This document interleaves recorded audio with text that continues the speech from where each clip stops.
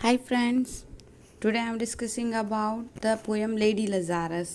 इसकी line by line poem बताऊंगी मैं आपको और कोशिश करूंगी शॉर्ट में बताऊं। काफ़ी लंबी पोएम है। इससे पहले मैं आपको थोड़ी सी बस स्टोरी बता देती हूँ। डैडी वैसे आप अगर देख चुके हैं, डैडी एक बार देख लेंगे तो उससे आपको ये काफ़ी समझ में आ जाएगी। लेडी लजारस जो थी वो सिल्विया प्लेथ अपने आप को कह रही है। सबसे पहले लजारस क्या है? लजारस एक मैन था जो मर गया था, लेकिन उसे जीसस ने फिर से ज़िंदा किया, यानी कि उसका रीबर्थ किया। तो यानी कि वो मरने के बाद वापस ज़िंदा हो गया। तो वो आदमी था इसलिए वो लजारस था। तो सिल्विया प्लेथ अपने आप को कह रही हैं लेडी लजारस, यानी कि मैं वही लजारस हूँ जो मरने के बाद ज़िंदा हुई हूँ। तो इसी चीज़ में लेडी लजारस क्या था कि कहा जाता है कि इनके मेंटली जो ये थोड़ी थी वीक थी। अब ये अपनी इस मेंटली हालत का जिम्मेदार पहले ये अपनी डैडी को बताती थी, और जब इनकी शादी हो गई तो ये अपने हस्बैंड को बताने लगी। यानी कि इनकी ज़िंदगी में दो ही मेल आए और उनका इनकी ज़िंदगी पर बहुत ही बुरा इम्पैक्ट पड़ा। पहले इनके डैडी थे जो एक नाजी थे और वो सेना में काम करते थे, यानी कि फोर्स में काम करते थे। हर किसी को डरा के रखते थे, यानी ज्यूस पर जो अत्याचार होते थे बहुत बुरी तरह। मैं वैसे बता चुकी हूँ, बस आपको एक छोटी सी समरी दे रही हूँ। तो ज्यूस को क्या किया जाता था, नाजी लोग क्या करते थे कि उनको गैस चैम्बर में एक साथ 20-20 हज़ार 50-50 हज़ार ज्यूस को डाल के एकदम से जला डालते थे। उनके आग बन जाती, उनकी राख बसती थी बस, और उस राख में से भी वो सोना वगैरह उनके जो हाथ में उन्होंने पहना होता था, ऐसे गोल्ड जलता नहीं है ना बल्कि चमक जाता है, उसको बीन लाते थे। तो ये कहती है कि मतलब कितने बुरे होते थे नाजी कि वो लोगों के मरने के बाद भी उनकी राख में से सोना बीनते थे।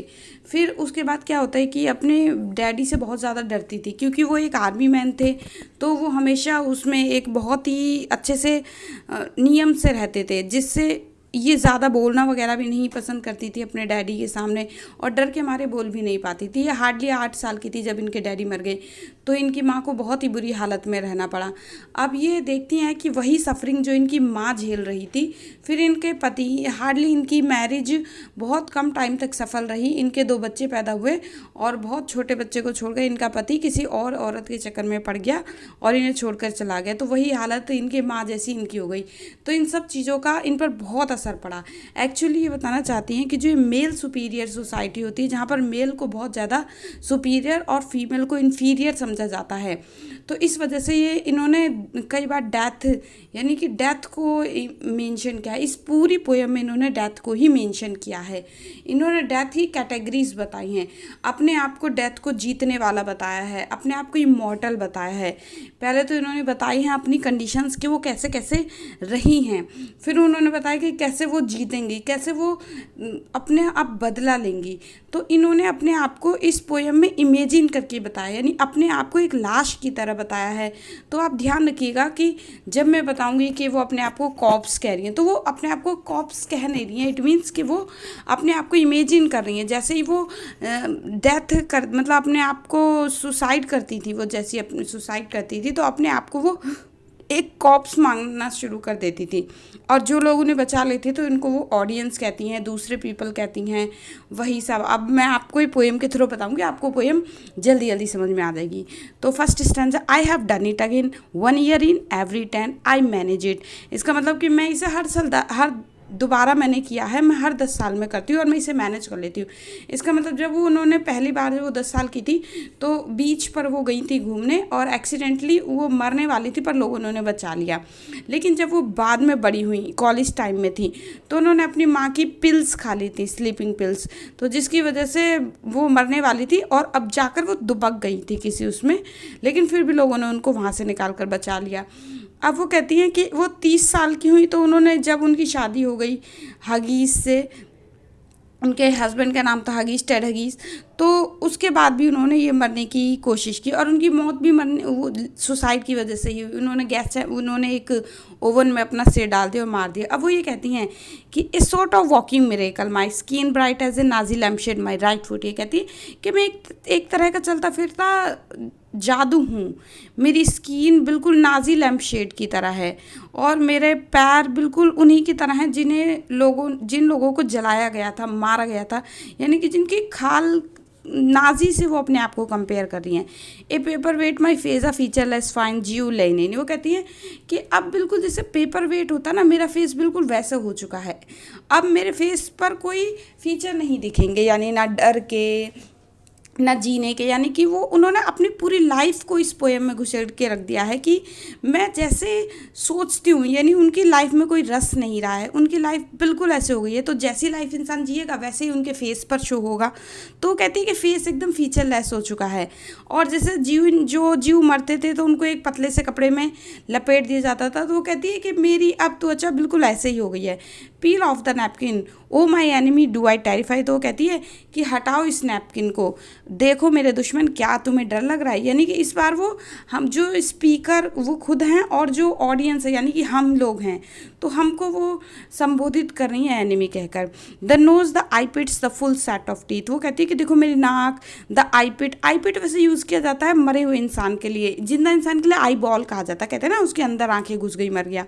तो वो अपने आप को अब एक लाश के रूप में रिप्रेजेंट कर रही हैं, इमेजिनेशन कर रही हैं खुद को एक कॉप्स के रूप में। तो कह रही हैं कि देख लो मेरी आंखें, देख लो मेरी नाक, देख लो मेरी दांत, और देखो वो जो सांस, वो जो बदबू छोड़ रही है, ये सब एक दिन ख़त्म हो जाएगी। Soon soon the flesh the grave cave it will be at home on me, वो कह रही है कि ये जो सारा मांस है ये जो जैसे ही ग्रेव में जाएगा सारा कीड़ों के द्वारा खा लिया जाएगा। और वो कह रही हैं कि जैसे ही ये सभी सोचती हैं और कहती हैं कि जो मेरा घर है वो केव ही हो जाएगा, यानी कि जो ग्रेव है वही उनका घर हो जाएगा। फिर वो कहती है कि देखो वो वापस आ जाती है, यानी कि लोग उनको फिर बचा लेते हैं। तो वो कहती हैं, फिर वो हंसने वाली कहती है देखो मैं तो एक स्माइलिंग वूमेन हूँ और सिर्फ 30 साल की हूँ, और and like the cat I have 9 times to die. वो कहती है कि एक पिछले ज़माने में ऐसा माना जाता था कि बिल्ली की 9 जिंदगियाँ होती हैं, तो वो ज़िंदगी को कंपेयर ना करके अपनी डेथ को कंपेयर कर रही हैं कि मेरे पास तो अभी 10 मौके और हैं जिसमें से मैंने तो सिर्फ 3 ही ट्राई किए हैं। This is number 3, what a trash to annihilate each decade. Annihilate का मतलब इसमें बताया गया डिस्ट्रॉय से, यानी कि वो बोलती है कि अरे ये तो तीसरी बारी है, क्या बिल्कुल कूड़े कचरे की तरह है, यानी कि अभी तो मैं हर साल अपनी ज़िंदगी को मतलब इसी तरीके से डिस्ट्रॉय करती हूँ पर बच के आ जाती हूँ। What a filament million filaments the peanut crunching crowd shoves into see. वो कहती है जब मैं उसके बाद बच के आती हूँ तो लोग मुझे इस तरीके से भीड़ लगा के देखते हैं, बहुत ही सरप्राइजिंगली देखते हैं। देर अनरैप मी, वो मेरे हाथ पैरों को देखते हैं, वो बार बार मुझे बोलते हैं कि देखो तुम कितनी लक्की हो, तुम बच गई हो। तो these are my hands my knees I may be skin and bone. वो कहती है कि आखिर क्या चेंज हुआ है, मैं जब मरने गई थी तब भी वैसी थी और अब आई हूँ वैसी हूँ, लेकिन फिर लोग मुझे क्यों भीड़ लगा के देख रहे हैं।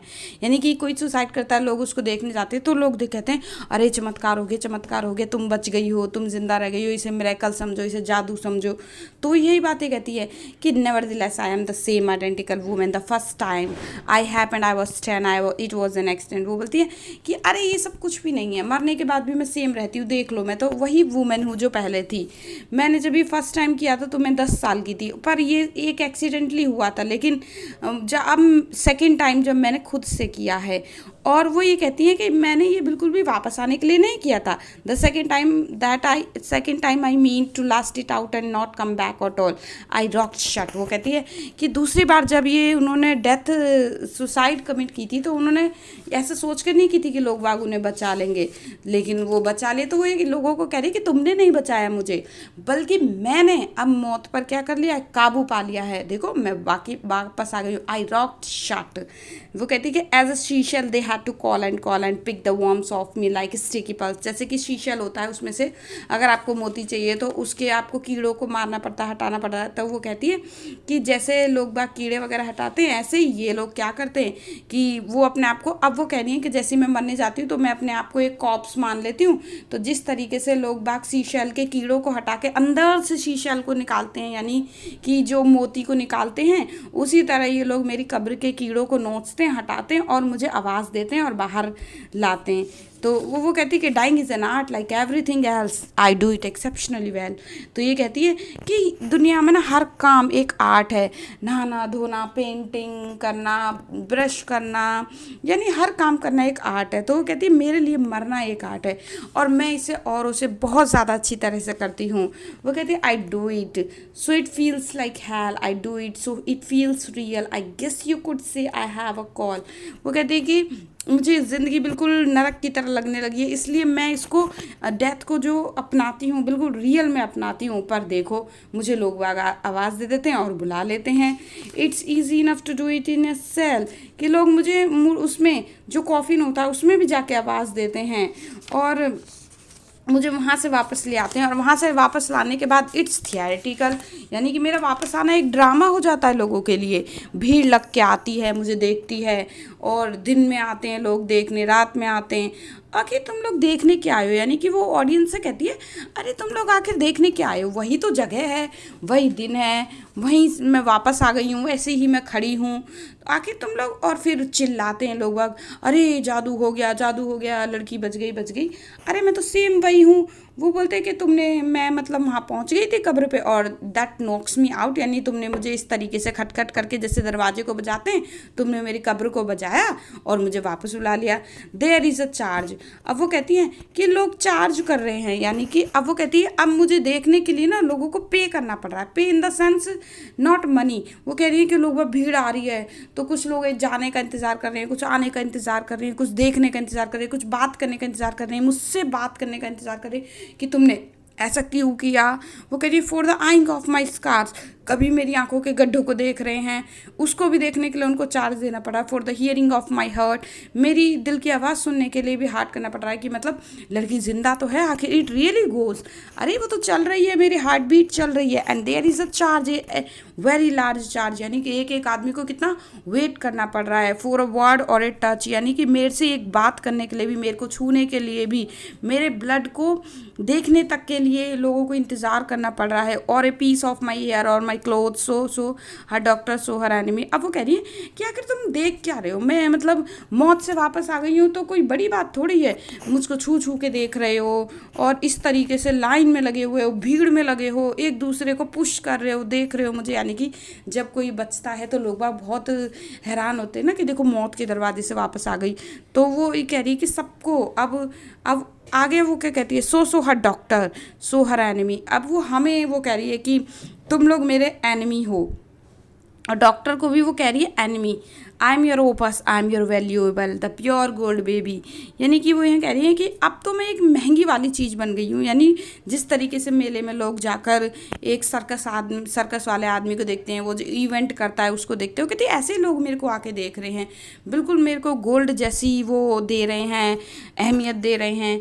दैट मेल्ट्स टू ए श्रिक। अब वो कहती है कि ना बाकी ऐसा कुछ नहीं है। अब वो देखो अभी मैंने बताया था कि वो अपनी ज़िंदगी को कोरिलेट कर रही है नाजी और ज्यूस से, यानी कि वो अपने आप को ज्यू समझ रही हैं जिनको नाजी लोग एक साथ गैस चैम्बर में मार देते थे। वो बोलती हैं कि आखिर मैं भी तो एक नाजी की तरह ही हूँ और तुम लोग, सॉरी मैं एक ज्यूस की तरह हूँ और तुम लोग नाजी की तरह हो। तो जिस तरीके से तुम लोगों ने मुझे जला दिया, यानी कि वो मेल सुपीरियर सोसाइटी है जो उसको बहुत ज़्यादा कंडेम कर रही है अपनी इस कंडीशन के लिए। करिए तुमने ही मुझे मरने के लिए मतलब मजबूर किया, अब तुम मुझे वापस लेकर आए हो, यानी कि तुमने मेरी राख बन गई एक तरीके की, अब तुम उस राख तक को वापस लाई हो। भूलना मत कि मैं तुम्हारे इन इरादों को भूल जाऊंगी। वो कहते हैं do not think I under estimate your great concern, बिल्कुल मत भूलना कि मैं भूल जाऊंगी। इस बार वो थोड़ी सी ऑथोरेटिव वॉइस में बोलती हैं। वो कहती हैं कि मैं डर, यानी कि इस बार वो डर और दर्द को बयान नहीं कर रही हैं, बल्कि इस बार वो डरा रही हैं लोगों को, खुद अपने दर्द को नहीं कह रही हैं। अब वो डरा रही, कह रही ऐश ऐश, अब मेरी ज़िंदगी में बचाई क्या, सिर्फ राख, सिर्फ राख। वो कह रही यू पोक एंड स्टर फ्लैश बोन, यानी कि कुछ भी नहीं है, सिर्फ अब मेरी राख बची है और सारा बोन, सारी फ्लैश, सब कुछ सब कुछ जल चुका है, अब राख बची है। अब तुम इसमें से क्या देख लोगे? क्या राख, एक केक ऑफ सोप, क्या सोप बनाओगे मेरी इस खाल का, या फिर वेडिंग रिंग बनाओगे जो मेरी राख में से मिली होगी, गोल्ड ढूंढोगे? ये बोलती कुछ भी नहीं मिलेगा। हर डॉक्टर, हर लूसीफर कहती है, हर गॉड, हर लूसीफर सॉरी, तो वो कहती है कि अब ना मैं गॉड से डरती हूँ ना डेविल से डरती हूँ, बीवेयर बीवेयर। अब वो हम लोगों को बोल रही हैं कि बिल्कुल सावधान हो जाओ, सावधान हो जाओ। मैं वापस आ गई। जैसे कि एक पक्षी होता है ना, फीनिक्स, वो एक आपने देखा होगा बहुत जगह कि जब वो आग में जाता है तो बिल्कुल रेड रेड होकर वापस आता है और बहुत ही एक रिवेंज के साथ वापस आता, सबको मार डालता है। तो वो कहती है अब मैं वैसी हो गई हूँ, आउट ऑफ द ऐश, निकल के राख में से मैं बहुत ही ज़्यादा पावरफुल हो गई हूँ। अब मैं किसी से नहीं डर रही हूँ। I rise with my red hair, मैं बिल्कुल लाल लाल रेड हेयर के साथ आई हूँ और अब मैं सबसे बदला लूँगी। आई ईट मैन लाइक एयर, बिल्कुल हवा की तरह लोगों को खा जाऊँगी, यानी कि मैं मैन ईटर बन जाऊँगी। अब मैं मेल सुपीरियोरिटी से नहीं डरती, बल्कि अब मेल मुझसे डरेंगे, यानी कि मैं चैलेंज करती हूँ मेल सुपीरियोरिटी को। यानी कि इस पोएम में उन्होंने अपने दर्द को बयां किया है और बताया है कि आखिर उनकी हर चीज़ की जो वजह थी वो मेल सुपीरियर सोसाइटी थी, जिन्होंने उसको इतना ज़्यादा दबा के रखा। उस टाइम क्या था, नेचुरल नहीं था वो एक औरत का इंडिपेंडेंट होना, क्योंकि वो आर्थिक रूप से भी इंडिपेंडेंट नहीं थी। हर तरीके से उसे इन्फीरियर घोषित किया जाता था मेल के अगेंस्ट।